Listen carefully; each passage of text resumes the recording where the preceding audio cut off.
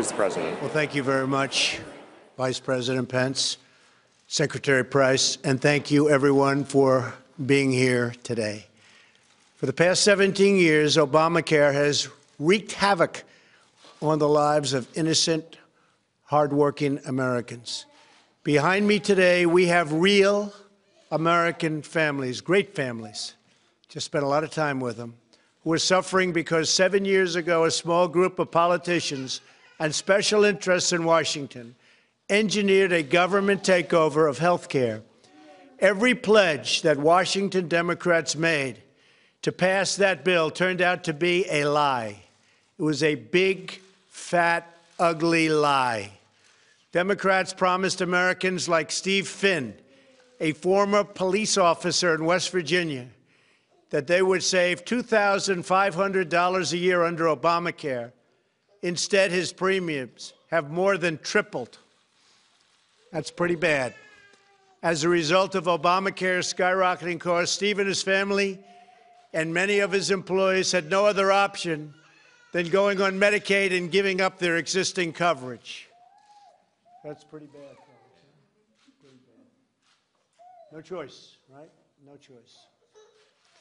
For them, Obamacare's promise was a nightmare. Marjorie and Kevin Weir from South Carolina have a son, Monty, who suffers from spina bifida.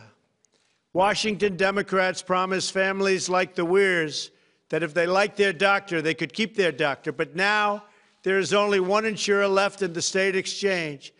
And Marjorie says that every year she waits anxiously to learn if the doctors and hospitals, which her son needs the most, will remain in their network.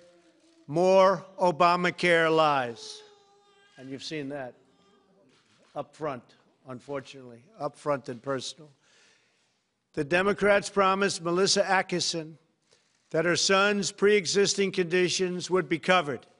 The Atkinsons quickly learned that Obamacare's promise of covering for pre-existing conditions was meaningless, though if the doctors you need to care for you aren't on your Obamacare plan. So you just have a meaningless promise, and everybody knows it, and most people on Obamacare know it. After an excruciating series of events and complications, Melissa and her husband found themselves, just before Christmas, emotionally and financially devastated, crying in a doctor's office faced with yet another seemingly unpayable bill. When insurance wouldn't cover the Atkinsons' care, they emptied out Melissa's 401k to pay their bills. They're not going to be, and they haven't been the first. There are many, many cases such as that, the 401ks. The first rule of medicine is do no harm. But Obamacare's lies have caused this, and throughout the whole country, families like this, nothing but pain. Aaron and Andy Witzig are small business owners from Illinois. They have 6 children. Their youngest daughter, Poppy, has a rare genetic condition. Children born with it are sometimes called butterfly children because their skin is as fragile as the wings of a butterfly. Poppy has to wear special bandages all of the time. Unfortunately, under Obamacare, Poppy's insurance has been repeatedly discontinued and replaced with what Washington deems equivalent policies.